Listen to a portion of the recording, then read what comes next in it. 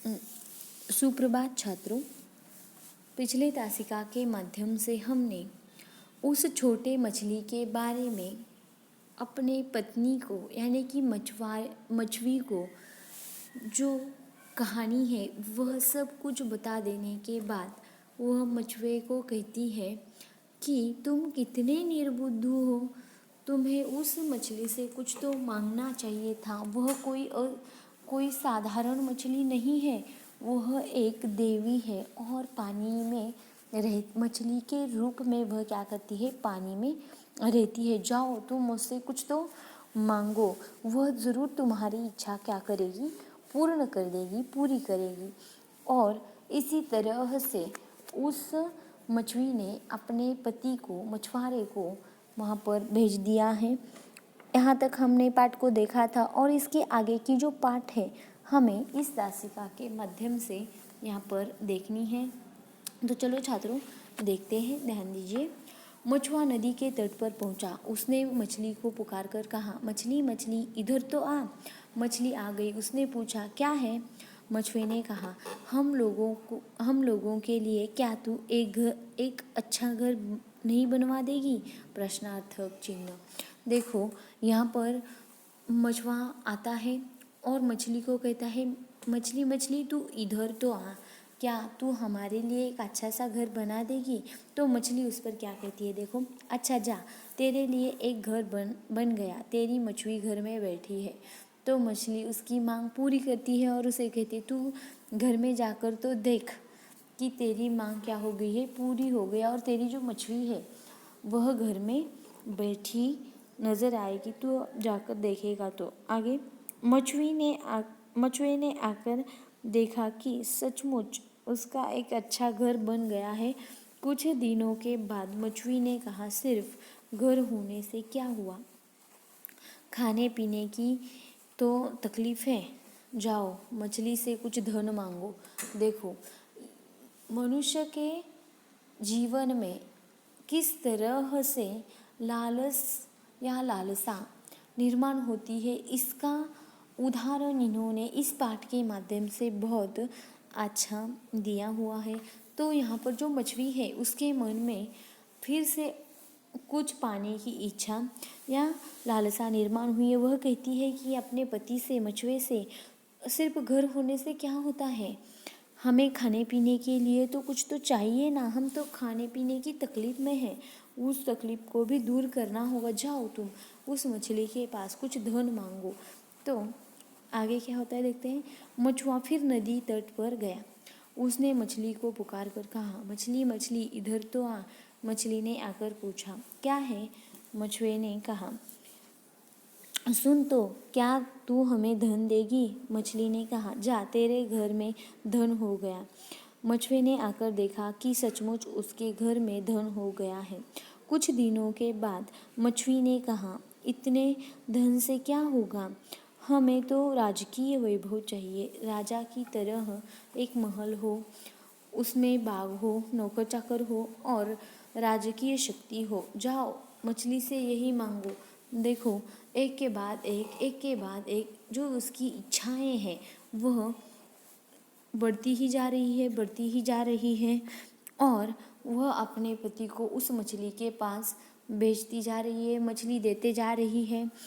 और आज तो इसे क्या चाहिए कि राजवैभव चाहिए और उसके घर में यानी कि राजवैभव होने के साथ साथ घर में नौकर चाकर वह सब या राजकीय शक्ति भी उसे चाहिए। तो तुम उस मछली के पास जाओ और कहो कि इतना सारा है लेकिन इससे भी ज़्यादा हमें चाहिए, हमें राजवैभव चाहिए, जाओ उसे मांगो, तुम्हें वह ज़रूर देगी।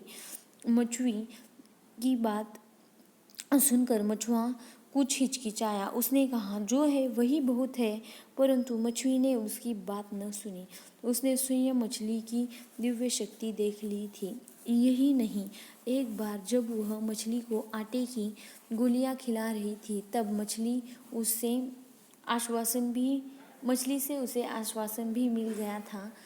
इसी से उसने मछुए को हट्टपूर्वक भेजा। देखो जब एक दिन आटे की गोलियां खिलाते समय मछली से जो आश्वासन मिला था, कौन सा आश्वासन पता है? तू जो भी मांगेगा मैं तेरी मांगे पूरी कर दूंगी, क्योंकि तूने मेरी जान बचाई है इसके बदले में। तो यह आश्वासन उसे याद आता है और वह अपने पति से हट करती है, हट्टपूर्वक उसको भेज देती है। मछुआ डरता हुआ मछली के पास पहुंचा। उसने मछली को पुकारा, धीरे से कहा, क्या तू मछुई को रानी बना देगी? मछली ने कहा, अच्छा जा, तेरी रानी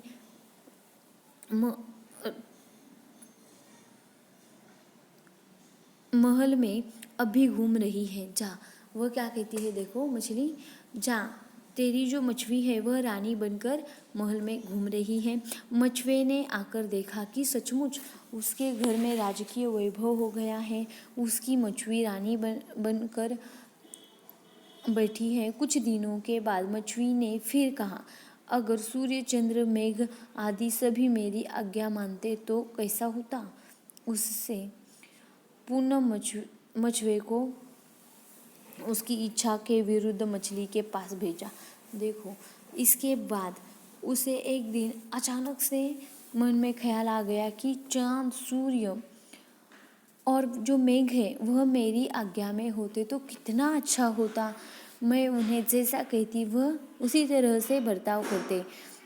नहीं, मुझे अभी ये कम है, मुझे यही भी शक्तियाँ चाहिए।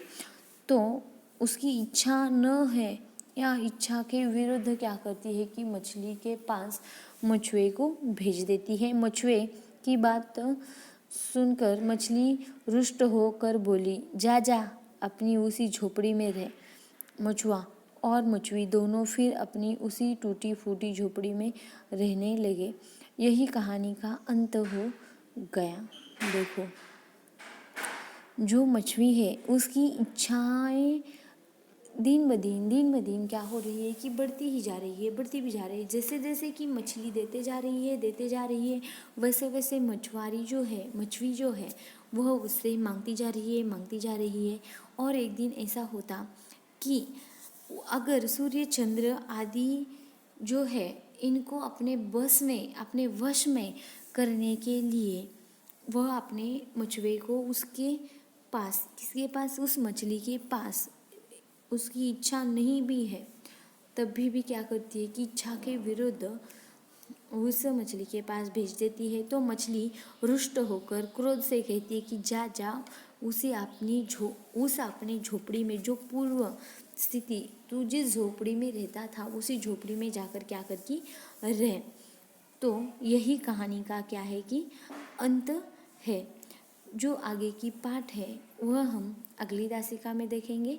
धन्यवाद।